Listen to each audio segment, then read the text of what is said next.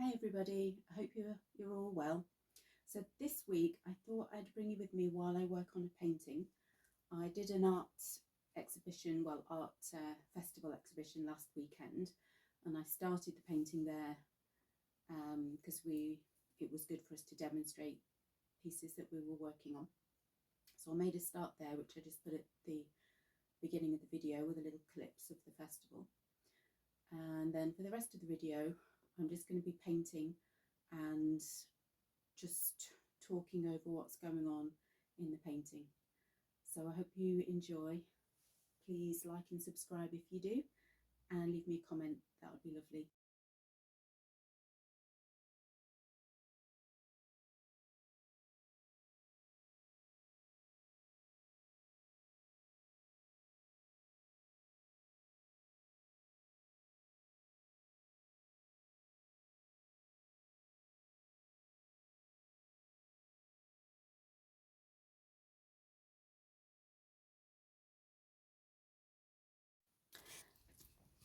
So I made quite a bit of progress since the last clip. That was started at the exhibition. I worked on that for the 3 days that the exhibition was there, in between chatting to people, etc. So I'm working on this now in the studio, and I've got to the point where I'm just adding finishing touches to the trees, just adding a different light colour here, just to give the tree a little bit more dimension, because I felt it was looking a bit flat. So I'm just adding a little lighter colour to make the tree look like it's curving a bit more, and adding a branch where the light is reflecting on a branch that I can see in the video, in the picture. And once I've done that and just added a few more finishing touches to the rest of the trees, I'm going to start to work on the leaves.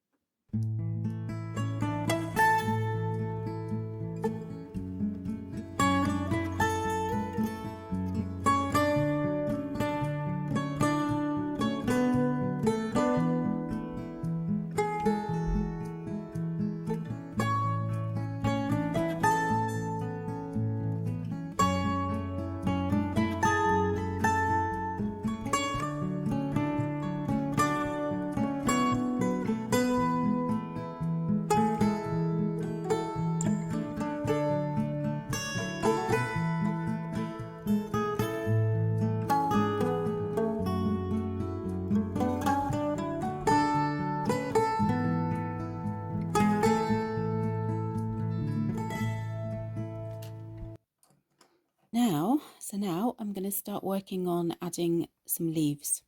So I'm just taking my natural pigments. This one is hematite, which a lot of people think is like a black shiny stone, but when found naturally it can also be this really dark, almost burgundy red.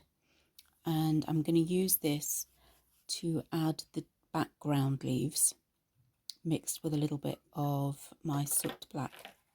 So I'm going to use both colours and dip in and out of both, because the leaves that are behind are the darker leaves, and the leaves that are on the top will be the ones where the light is shining off the leaves and look lighter. So when you start doing your leaves, if you start with a darker colour, you can actually build up the layers so it looks like you're creating depth in the trees. It's actually quite hard to do with these natural pigments because I don't have a really light colour, and sometimes you can't really see with the lighter colours that I use, especially the limestone and the tufa, and sometimes the purple slate. You can't always see the finished colour until the paint has dried, so you can't always see exactly where you've placed it until it's dried. So that's why I often have to go back and touch things up, but it is what it is and it's fun.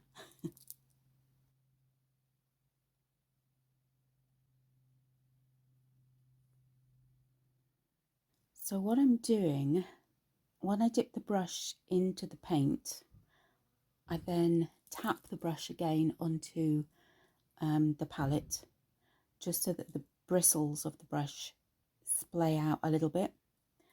And then I'm using the brush just dabbing with the brush straight down or at a slight angle, so you get all of the little dots from the individual bristles and the groups of bristles, rather than trying to paint individual leaves separately, and that way it's a lot quicker.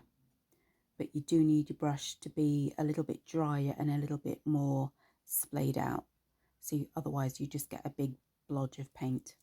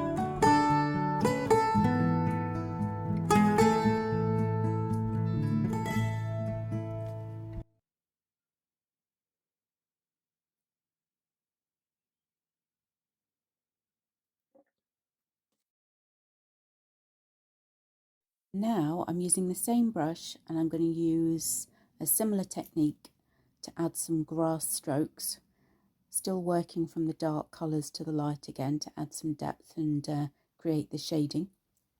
But this time with the brush, I'm just gently stroking upwards to create little lines instead of stroking downwards and dabbing for the leaves.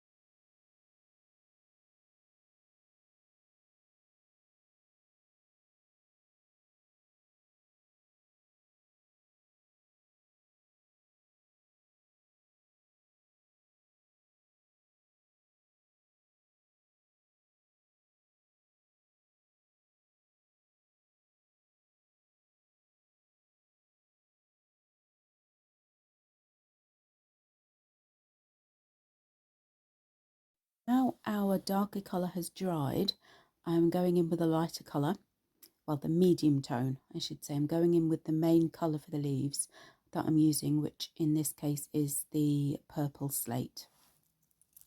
So I'm going to just gradually go over, checking my reference picture to see where all of the medium tones are with the purple slate. And then once that's dried, I'll go in again with the lightest colours that I've got, which are the shades of tufa and limestone, both of which are slightly off-white. So I used to have a very, very white, but I've used all that up. So I might need to go and find some more if I want a slightly lighter colour, because sometimes the limestone doesn't dry quite light enough when it's over other colours. Sometimes it does and sometimes it doesn't. But because the purple slate is quite a light colour when it dries itself, sometimes you need a really, really white to show over the purple slate. So, but I won't know until the light colours have dried. So it's all a waiting game. It's all very exciting though.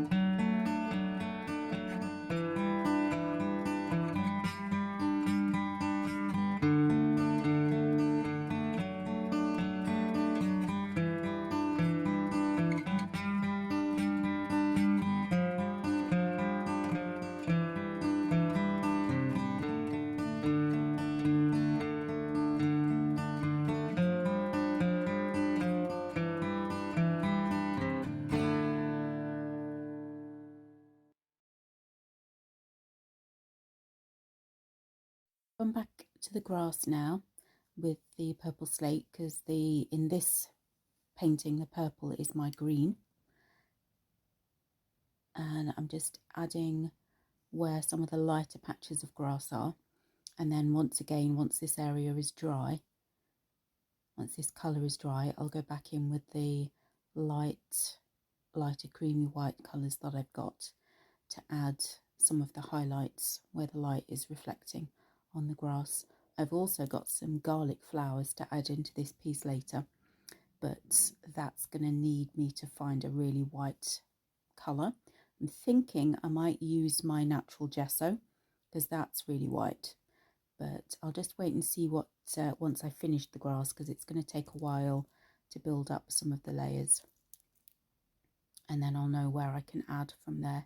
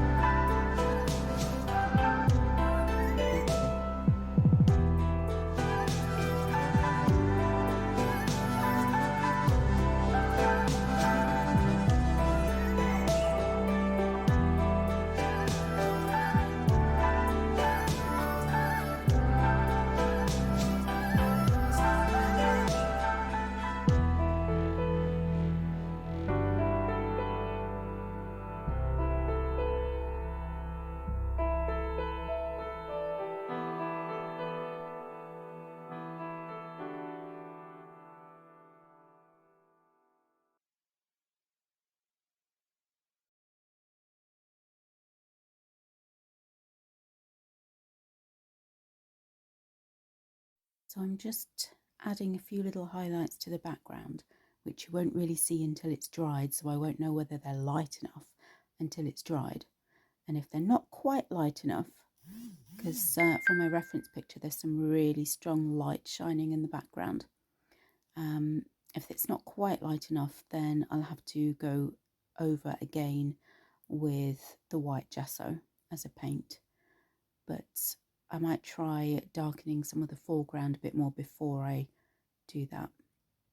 So we'll see. I'm just adding some highlights to the grass, just where I know from the picture that they're light is shining through some of the trees onto the grass. And the ground drops down and it's a bit unlevel in these areas, so you need to change the angle of your brush strokes. Once you get down to where you want the grass to drop, you have to give an indication of it being straight and then dropping down at an angle, and that will help show the level changes in the ground.